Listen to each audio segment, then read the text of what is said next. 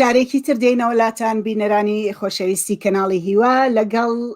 میوانی بەڕێزم نووسەر و وەرگێڕ ناجی ئەفراسیا و بەردەوامیە دەین بە گفتوگۆکانمان لەسەر کاریگەریەکانی کۆڤیدی 19 و کۆرۆنا لەسەر کای ئابووری بەگشتی. لە بەشی دووەما دێینە سەر ئەوەی کە لە وتەیەکی کاگناجی لە وتەیەکی هینەوە دەست پێەکەم دەیڤید هارڤیۆ دەست پێەکەم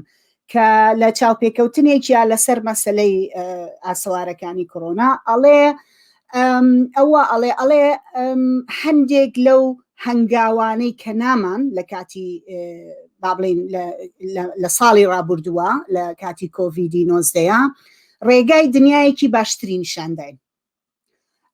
ئەو ئەڵێ کە ئەو پیشانیاوین کە ئەتوانین کۆمەڵگەیەکی جیاواز بنیاد بنین کە پەیوەست نییە بە کاپیتالەوە، کە پەیوەست نییە کە ئەگەر بەمانایەکی تر قسەکەی تر ئەگەر جۆرێک تر لێک بینەوە ئەگەر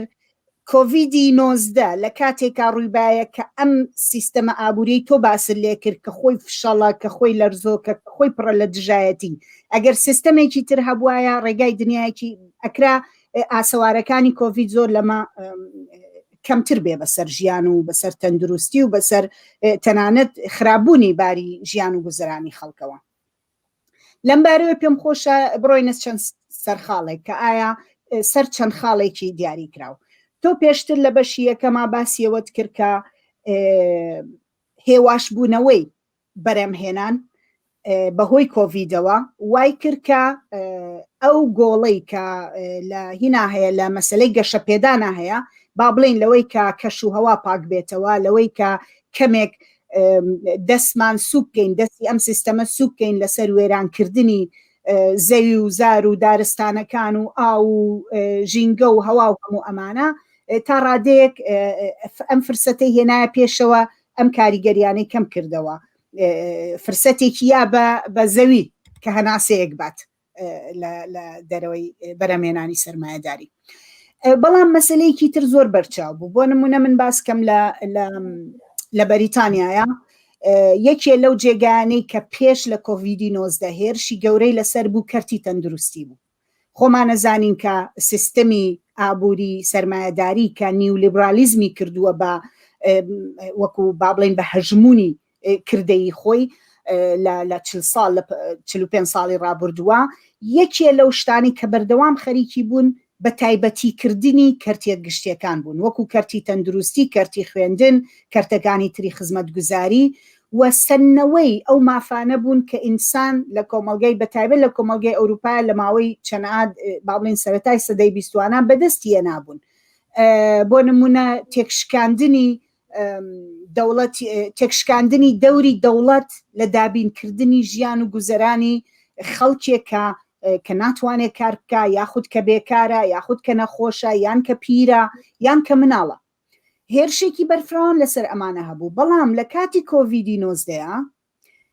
هەر لە نمونەی بەریتانیا بێمەوە کەرتی تەندروستی بوو بە ئەلگۆ و بوو بە وەسیلەی بەرەنگاربوونەوەی کۆڤیدی 19 بوو بە ڕزگارکەری خەڵک. بە مەجبوری دەوڵەت جارێکی تر بە مەجبوری دەوری خۆی بەرجەستە کردەوە لەوەی کە دەبوو بێت دابینی ژیانی خەڵک بکە، چونکە وەکوتم بە ملیۆنەها کەس لێرە شوێنەکان داخرا، کۆمپانیاکان، بازاڕەکان، شوێنەکانی کار داخرا و خەڵک بێکار بوو، دەوڵەت مەجبور بوو کە بێتە پێشەوە بۆی خەڵک بتوانێ بژی و بتوانێ لانیکەم ژیانی دابین بێ لە کاتێکا کە ڕوبەڕووی پەتایەکی مەترسیدارە. واتە دەوری دەوڵەت لێرەیە، دەوری دەوڵەت بەرجەستە بۆەوە، دەوری کەرتە گشتیەکان بەتایبەت کەرتی تەندروستی بەرجەستە بۆ جارێکی تر. و هەر بگەڕێمەوە سەر دەیڤید هارڤی ئەژڵێ دەرکەوت بۆ جیهان کە کێ ئەتوانێ پێویستیە سەرەکیەکانمان دابین بکە، کە مەسەلەی مەبەستی لە ئەوانە بوو کە کارەکەن، کە کرێکار، ئەوانی کە خواردن بەرهەمەهێنن، ئەوانی کە پێویستیە سەرەکیەکانی ڕۆژانەمان بەرهەمەهێنن، کە ئینسان ناتوانێ بیر بکاتەوە ئەگەر خواردن نەمایە لە بازاڕە، ئەگەر ئەو بەرهەمانەی کە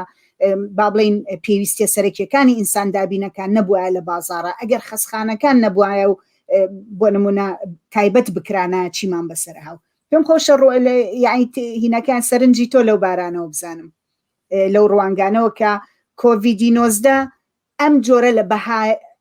بە جۆرێک بەهای گەڕانەوە بۆ بەشێک لەمانە کە لە ژێر هەڕەشەی نیولیبرالیزما بوو بۆ ماوەیەکی زۆر. دەست خۆش هاوڕێگیان بە دڵنیاییەوە ئەوانی کە باس و کرد منیش کۆمەڵێک بۆچوونم هەیە لەسەری و هاوڕام لەگەڵ هەنێ لە بۆچوونەکانە سەبارەت بەوەی کە ئەکرا مەسەلەن لە سای سیستەم و دەوڵەتێکی ترە لە سای ئایدایەکی ترە فریاگوزاریەکان بە شوێکی باشتر بواە و دەوڵەتەکان بە باشتر حکوومەتەکان بە باشتر فریایی خەڵکەکە کە بکەوتنایە ئەبینیت هەر لە ڤێتنام یەکێکە لە وڵاتانەی کە حزبێکی مارکسی لینینی ئەگەرچی سەرباری هەموو ئەو سەرنجانەی هەمانە لەسەر حزبی سۆسیالیستی و کە حکومڕانی سۆسیالیستی ئەبێت چۆن بێت لە حەقیقەتە بەڵام حکوومەتێکی وەکو ڤێتنام کەمترین قوربانی هەیە لە توشبوونی کۆرۆنا و لە ئاماری مردووەکانە وەکو ڕێژەی سەدی وەریگری باشە ئەمە توانن دواتر خەڵک سیر بکە بەسە لەنە وڵاتانی کە کەمترین قوربانیان هەیە ئایدیاکانیان سەر بەکوێوانەوە ئەکرا بە دڵنیاییەوە کاتێک ئێمە وەکو بیر و باوەڕێک وەکو ئەو ئایدیایی کە با بڵێن پێمان وایە سۆسیالیزم توانێت خزمەتێکی باشتر بە خەڵک بە ئینسانیت بە مرۆڤایەتی کە حتمما لەم ڕەهەندانەوەیە لە ڕەهەندی تەندروستی لە ڕەهەندی خوێندن و فێرکردن لە ڕەهەندی گەشەپێدان و پەرەپێدانی کۆمەلگا و سروشت و هەتا دوایی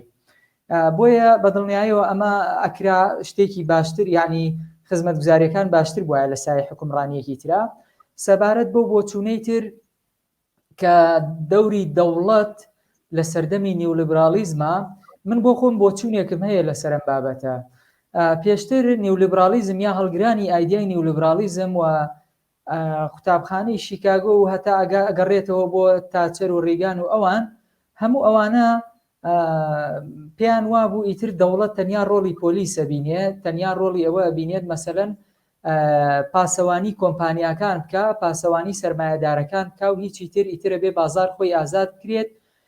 خۆی بەڕێوە ببات و با بڵێن حکومەت و هەموو شتەکان هەموو کەرت و سێکتەرەکان لە با بڵێن بەدەستی کۆمپانیاکانەوە بێ خزمەتگوزاری گشتی بێ یاخود هەر خزمەتگوزاریەکی دیکە گەڕاندیانەوە بۆ ئیتر لە کۆتا ساتەکانە هەموو شتەکان گەیشتە دەستی کۆمپانیاکان و تەنیا دەوڵەت ڕۆڵی پاسەوان و بەڕێکردن و پارێزگاریکردنیە بینی لە سەرمایەدار و کۆمپانیاکان بەڵام سیرمان کرد وەک تۆ ئامۆژە و پێکرد لە سەردەمی کۆڤید-19 جارێکی تر دەوڵەت ئەوێت هەیمەنەی خۆی بگەڕێنێتەوە یان شکۆ بۆ خۆی بگەڕێنێتەوە و ئەوێ بڵێت ئێوە بە کۆمپانیاکانەڵێ بە سەرمایەدارەکانەڵێ ئەمە یەکێکی ترە لە بۆچوونەکان کە من هەنێک کات ئەو بیرکردنەوەم هەیە یان ئەم تەسەوراتم هەیە ئەڵێم ئەمەش کۆڤید-19 ئەمەشمان پێڵێ ئەم تەحلیلەشی بۆ ئەکرێت دەوڵەتەکان هاتن وتیان بە کۆمپانیا و سەرمایەدارەکان وتیان ئەگەر ئێمە نەبین ئێمە جڵەوەکە نەگرینە دەست تۆ ئەبێ لە ماڵەوە دانیشیت و هیچ و پێ ناکرێت پارەکان و تەنیا کاغەزێکن و هیچ بەهایەکیان نییە باشە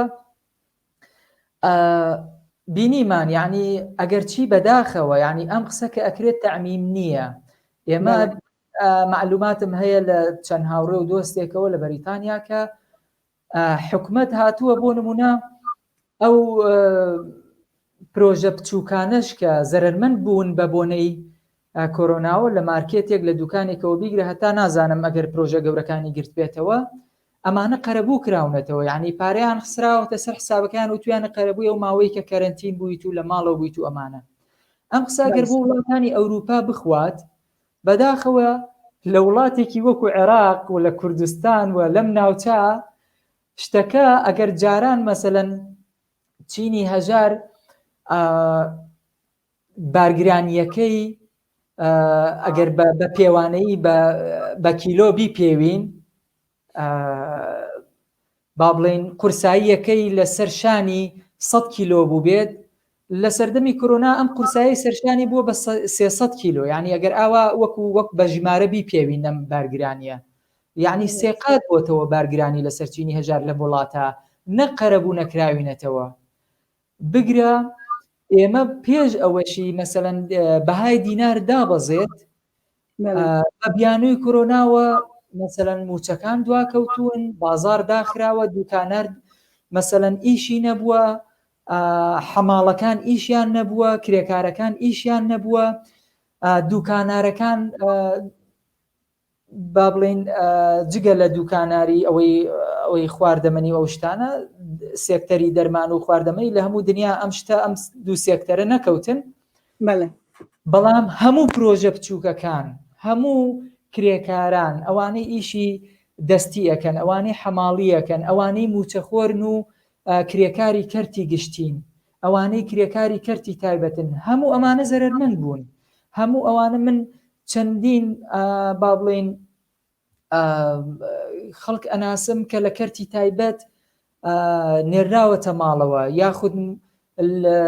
بە 3 مانگ موچەیەکی پێدراوە و لەبەرەوە یعنی قەرەبووی ئەو مانگانەی بۆ نەکراوەتەوە کە کەرەنتین بووە لە ماڵەوە بووە. باشە مەسەلەن ئەوانەی کە لە کرێکاری کەرتی گشتین وەکو ئێمە بە 2 مانگ جارێک موچەمان وەرگرتووە و بە لێبڕینیشەوە. ئەمە بەهانەکە چی بووە؟ کۆرۆنا بووە. لە کاتێکە ئەبوا بە بەهانەی کۆرۆناوە مەسەلەن وەکو چۆن وڵاتە ئەوروپیەکان ئەتوانین بڵین دەوڵەتە ئەوروپیەکان، دەوڵەتە ڕۆژاوایەکان دڵیان نەرمترە لەگەڵ خەڵکەکەی خۆیانە، ئەمە واقعێکەوە بێت دانی پیا بنین. مەسەلەن قەرەبوویان کردوونەتەوە لانی کەم لە ڕووی مادیەوە، مەسەلەن نیان هێشتووە کاریگەریەکە بەو ڕادەبێ، گەرچی لە ڕووی معنەویە حتمەن کاریگەری هەبووە، لە ڕووی دەرونیەوە کاریگەری خۆی بەجێهێشتووە، ئازیزانیان بەجێهێشتووە، بەڵام کە لێرە هێشتا بەو ڕادەش بووە نەقەرەبوو نەکراوینەتەوە، یعنی سزاش دراوین وەکوی کە کۆرۆنای بڵاوەکە پێکرد بێت. دڵنیایی هەر وەک تۆ ئاماژت پێکرد چه حکوومەتی هەرێم چه حکوومەتی نازامەگەر پێم وابێ حکوومەتی عێراقیش لەلایەکەوە موچەیان لە خەڵک بڕی ئەوەندەی تر کە پێشتر ئەوان دەستیان پێکرد بوو بەم ڕەوەندی موچە بڕین و کەمکردنەوەی پاشەکەوتە لە سەردەمی کۆڤیدا ئەمەیان تومتر کردەوە، ئەمەیان زیاد و بیانۆکەش چی بوو؟ کۆڤید بوو. لە کاتێکە ئەمە ڕێک وەک ئێوە ئاماژەتان پێ لە ئەوروپا و لە وڵاتانی غەربی ئەمە ڕێک پێچەوانە بوو. پێشتر دەوڵەت وردە وردە دەستی خۆی بەرەیە لەوەی کە بەسەن خزمەت گوزارەکانی کەمە کردەوە، بیمەکانی کەمە کردەوە، بەڵام لە کاتی کۆڤیدا بە مەجبوری دەستی نایەوە بۆ نێو ئەو سەرمایی کە کەڵەکەی کردبوو و هێنایەوە بەشێکی بە مەجبوری دابش کردەوە بەسەر خەڵکە، هەروەکو ئاماژەتان پێکرد بەسەر دوکاندارە بچووکەکانە، بزنسە بچووکەکانە، ئەو خەڵکانی کە کرێکارن، هەر کەسێکە بە ڕەسمی لە شوێنێکاری کردبێ لە 180 موچەکی پێدراوە لە ماڵیشەوە دانیشتووە. پێچەوانەکەی لە هەرێمی کوردستان جگە لە مەسەلەی موچە ئەو سکانداڵە ئەو فەزاحەتباریە لە مەسەلەی تەندروستیە. تۆ کەرتی تەندروستی وەکو من ئاماژەم پێکرد بەریتانیا باس لەوە بوو، ئەم حکوومەتی محافظین لە بەریتانیا باسییان لەوە بوو کە چۆن ئەم کەرتی تەندروستیە نیشتیمانیە بکەن بە تایبەت و چەنەها ساڵە خەریکن بۆیان ناکرێ. لە کاتی سەردەمی کۆڤیدا تازە هەر ناتوانن ئەمە بکەن، یعنی ئەمە سەلما کە ناتوانن دەسی بۆ بەرن تایبەتی کەرتی تەندروستی. لە کاتێکا لە کوردستان پێم وابێ لەوانەیە ئێوە زیاتر شاهیدی ئەمە بنکە بە پێچەوانەوە بوو. من هەندێ هەواڵمە بیست کە لە جێگەیەک کە با بڵین فەحس بۆ کۆرۆنا بە خۆڕایی ئەکرا نەیانەهێشت دایانەخستن بۆ ئەوەی بڕۆن لە شوێنێ بیکەن کە 63,000 یاخود پارە ئێن لەو شوێنانی کە لە کەرتی تایبەتی ئەکرێت و خەڵک بچێ پارە بە. مەسا ئەمەش بەشێکی ترێتی واتە لە جیاتی ئەوەی شتێک یارمەتی خەڵکی کرێکار و زەحمەت کێش بن کە زۆر بە توندی کاری نەماوە، کاسپی نەماوە، موچەی نەماوە، ژیانی نەماوە، شتێ یارمەتی بن فریایکەون بە پێچەوانەوە بوو ئەوەندەی تریان لێسن، ئەوەندەی تر گیرفانیان ڕوت کردەوە، ئەوەندەی تر و هەر ئەوەش بوو کە وای کرد خەڵک بە مەجبوری چۆوە ناو بازار، چۆوە دەستی کردەوە بە کار و کاسبی، چونکە بەشێکی زۆر ئەوەندەی من بزانم بە پێی ئامارەکان لە 165 با بڵین کار و پیشە لە کوردستان زیاتر کاری دوکانداری و کارێکە کە خەڵک بە مەجبوری خۆی ئەبێ بڕوانان و ئاوی خۆی پیاکە. ڕاستە موچە خۆرمان زۆرە، بەڵام لەو لایشەوە خەڵکێک کە لە ناو بازارە ئاڵوگۆڕەکەوە بە مەجبوری لە بازارە ئەبێ بژێوی هەر لە دەست با بڵین دەستگێڕەکانەوە هەتا ئەوانەی کەشتی وردە ئەفرۆشن هەتا دوکاندارە بچووکەکان هەموو ئەوانە بە مەجبوری گەڕانەوە سەرکار و کاسبی سەرباری ئەوەی کە مەترسی کۆرۆنا زۆر بوو. بە دڵنیایی ئەوە بەڵێ فەرموو. بەڵێ ڕاستە هەوڕێکیان لەسەرەوەی سێکتەری تەندروستیەکە بەجددی یەکێکی تر بوو لە پارادۆکسەکانی ڕێگەم سیستەمە، یعنی تۆ بینیت ئێمە باز لە هەمان سیستەمەکەین سیستەمی سەرمایه‌داری کەچی لە جەمسەرێکیا بەو شێوەیە مامەڵە ئەکرێت و لە جەمسەرێکیا ڕێک بە پێچەوانەکەیەوە، بۆیە ئەمە زۆر جار ئەم ئەوەی کە سەمیرەمین ڕێک ناوین لێ ناو فۆرمە درندە ئەمریکیەکە لە ناو ئەم ناوچە هەیە، سیستەمە سەرمایه‌داری درندەکەی لێرە هەیە باشە، یعنی بڕوا و قەناعەت و هەبێت ئەو کەیسانە زۆرن کە ڕێک بە پێچەوانی ئەوروپاوە لێرە نەک گەڕانەوەیەک نییە جارێکی تر بۆ سێکتەری تەندروستی گشتی و خزمەتگوزاری گشتی، بەڵکو کۆڤید-19 بوو بە بەهانەیەک بۆ کردنەوەی بنکەی تەندروستی ئەهلی تازەتر، نەخۆشخانەی ئەهلی تازەتر و نەخۆشخانە ئەهلیەکان جارێکی تر مەسەلەن بوون بە کەڵەگا بەسەر نەخۆشخانە حکومیەکانەوە و ئێستا خەڵکی تر چیتر یعنی لەوە دەرچووە بچێت لە نەخۆشخانەیەکی حکومیە خۆی ماندوو بکاو لەسەرا بوەسێت و چاوەڕێی فەحس بکات و ئەوانە، یعنی بەڕاستی خەڵک لەوە دەرچووە ئیتر چیتر چاوەڕوانی نەخۆشخانەی حکومی بێت لە نەبوونی کارمەندەوە بیگرە. کارمەند خەڵک گلەی لە کارمەند نییە، بەڕاستی تۆ کارمەندی تەندروستی ئەگەر لە سەردەمی کۆرۆنا ئەو هەموو مەترسیی کۆرۆنای لەسەر بێت 2 مانگ معاش وەرنەگرێت ناچێ خۆی بنێ بە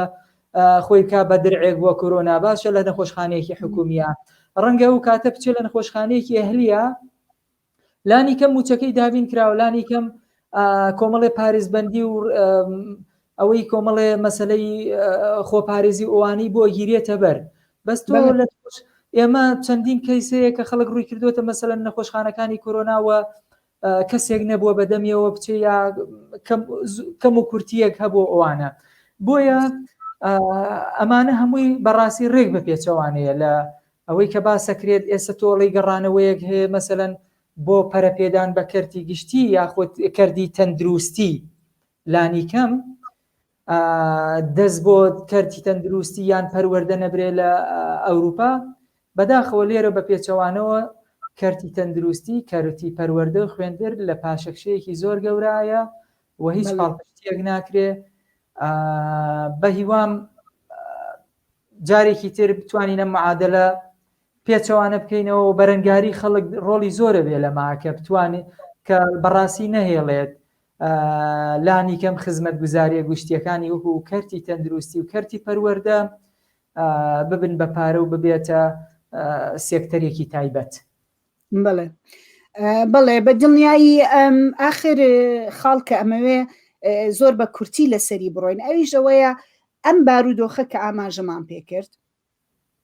بۆ نمونە لە کوردستان ئەوەی کە باسمان کرد جگە لە کەرتی تەندروستی بێموچەیی نەبوونی خزمەت گوزارەکان بە تایبەتیکردنی هەموو کەرتە گشتی و کەرتەکانی خوێندن و کارە باو ئەمانە لە شوێنێکی وەک ئەوروپا و ئەمانەیشە بڵاوبوونەوەی بێکاریەکی بێحەد کە ئەمە لە ساڵی داهاتووە لەوانەیە لە زیاتر دەرکەوێ بەوەی کە بە خەڵکەوە دەرکەوێ ئاسەواری ئابووری لەسەر ژیان و گوزەرانی خەڵک و نەبوون و کەمبوونەوەی ئەو فرسەتە کەمانی کە کار هەبوو ئەوەندەی تر کەمە بێتەوە بەجێهێشتنی ملیۆنان خەڵک لە حاڵەتی بێکاریە بە دڵنیایی ناتوانێ کاگناجی ناتوانێ درێژماوە بێ، چونکە لە دنیا و لە سیستەمی ئابووری سەرمایه‌داریە ئینسان ئەبێ وایان کردووە کە ئینسان ئەبێ کار بکا بۆی بژی، تۆ بەبێ کارکردن بە زەحمەت ئەتوانی بتوانی نان و ئاو و کارەبا و شتە سەرەتایەکانی ژیانت هەبێ، واتە تۆ لە شوێنێکە ملیۆنان خەڵک بێکار بێ ناتوانێ بڕوا شت بکڕێ لە بازار بە معنای ئەوەی خودی تەواوی ئەم ئابوووریە ئەکەوێتە ژێر پرسیارە و ئەکەوێتە بەردەمدا ڕووخان لە شوێنێکی وەکو کوردستانە ئەمە زۆر زیاترە بێ من پرسیارەکەم ئەوەی ئەگەر بە کورتی ڕایتۆ ئەم دیار ئەمەی کە من باسم کرد ئەم سینناریۆی کە من باسم کرد بۆ ساڵی داهاتوو یا بۆ چەند ساڵی داهاتوو نابێتە هۆی ناڕەزایەتی بەرفراوانتر و نەک من نامێ بڵێم پشێوی بەڵام ئەوەی کە خەڵک حتمما ناتوانێت تەحملی ئەوە بکە کە هەم بێکار بێ هەم نان و ئاو و کارەبا و پێویستیە سەرەتایەکانی نەبێ حتمما نەبێ خەڵک بتوانێت بژی وانە ئەمە ناڕەزایەتەکان بەرەو کوێ ئەبا بە تایبەت باواز لە ئەوروپا بێت لە بارودۆخێکی وەکو هەرێمی کوردستانە ناڕەزایەتەکانی خەڵک بە چ ئاکارێکە بێت ڕاستەکەی هاوڕێگیان دقیق وایە ینی ئەمە طبعاً لێکەوتەی زۆر گەورەیە بێ ئەمە و لێکەوتە داراییانەی کە وتمان هەی بووە کۆرۆنا لەسەر چینی هەژار هەیەی و دوورمەوداش هەر لەسەر ئەو چینە جێهێڵێت ئێمە سەر ڕای ئەو هەموو بارگرانی کە باسمان کرد ئەو هەموو کەم و کورتەی کە هەبووە ئێستا شتێکی تازە لە ساڵی نوێ بەرۆکی گرتوین لە عێراق و کوردستانێش ئەویش دابەزینی بەهای دینارە بەهای دینار طبعاًەوەی جارێکی ترم هاوکێشە گەڕێتەوە بۆ دابەزینی نرخی نەوت کە نرخی نەوت دابەزی یەدەکی دۆلار کەمە بێتەوە حتمما لە بانقی مرکزی عێراقیە کە ئەمە ڕوویدا حتمما ئەویژە بێ پەنابا بۆچی بۆ ئەوەی جارێکی تر بەهای دینار دابەزێنێ بۆی دراوی بیانی زیاتر بکات یەدەکی دراوی بیانی زیاتر بکات ئەمەش هۆکاری چی بوو دابەزینی نرخی نەوت هۆکاری چی بوو دابەزی هاتنی کۆرۆنا بوو بۆی هەموو ئەم لێکەوتانە جارێکی تر کە ئێستا لە ساڵی 2020 چینی هەژاران لە عێراق و لە کوردستانە بە خۆیانەوە بینن بریتیە لە دابەزینی بەهای دینار واتە ئەگەر تۆ پێشتریش بە هەر بیانوویەک لە بیانوەکان دوو مانگجارێ موچە و پێدرا بێت یاخۆت بە بڕێکی زۆر لێبڕینەوە موچە وەرگرت بێت ئێستا ئەگەر موچەکەش و بە تەواوی وەرگری هێشتا تۆ لە سا 20 بۆ لە سا 25 بەهای دراوەکەی خۆت لە دەست داوە کە پێوترێ ئێمە دووشتمان هەیە ئێمە لە ئابوووریە نۆمیناڵ وەیج هەیە لەگەڵ ریال وەیج تۆ نۆمیناڵ وەیجەکەش ئەگەر وەک خۆی وەرگریت ئەم موچە ئسمی خۆت وەک خۆی وەرگریت بەڵام لە کرێی حەقیقیە ئەمە پێتەوە دیارە لەبەر چی لەبەرەوەی ئینفلیشن بەرز بووەتەوە لەبەرەوەی هەڵاوسان دروست بووە تۆ لە کاتێکە نۆمیناڵ وەیج وەک خۆی بێت ئەگەر بۆ نمونە ئێمە ملیۆنێ دینار وەرگرین تۆ ملیۆنێ دینار وەک خۆیەتی باشە وەک لە 2020 ملیۆنێک و هەبووە لە 2020 هەر ملیۆنێک و هەیە بەڵام ریاڵەکەی 2021 فەرقی هەیە لە ریاڵەکەی 2020 لەبەرەوەی تۆ لە سا 20 بۆ لە سا 25 ئینفلیشن و هەیە بەرزبوونەوەی نرخی شمەک و کاڵاکان و هەیە هەموو ئەمانش کاریگەری ڕاستەوخۆی لەسەر چینی هەژارانە لەسەر چینی خوارەوەی کۆمەڵگایە کە لەسەر موچەیەکی دیاریکرا و لەسەریان بڕێ کرێی ڕۆژانەی دیاریکرا و بژێوی ژیانی لەسەرەوە دابین کراوە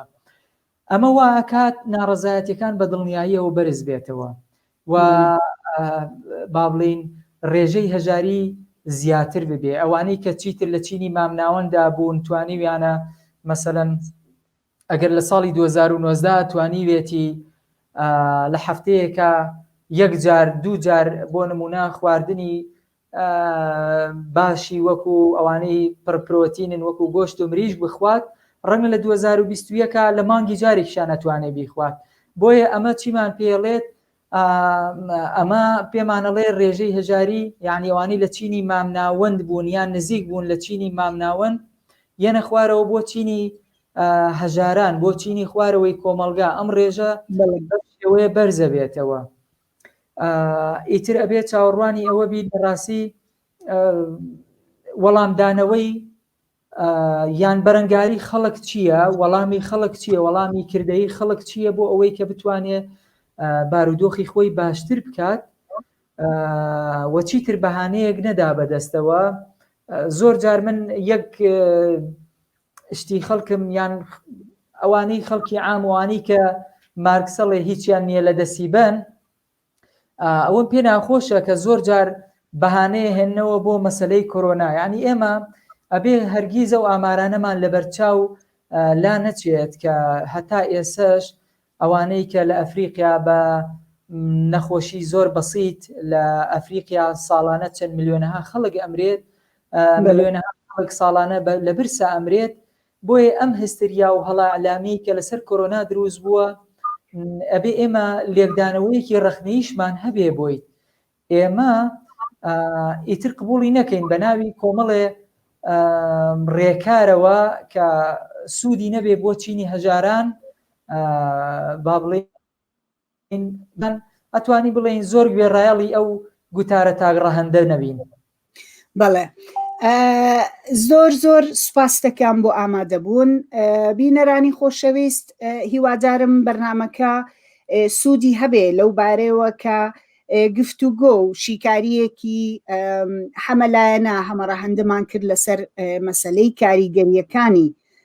کۆرۆنا و پەتای کۆڤید لە ساڵی ڕابردووە و بۆ داهاتوو لەسەر ژیان و گوزەرانی خەڵک و لەسەر ئابووری. بە دڵنیایی بۆ ماوەیەک لایانی کەم بۆ ماوەی داهاتوو ئەوە ئەبینرێکە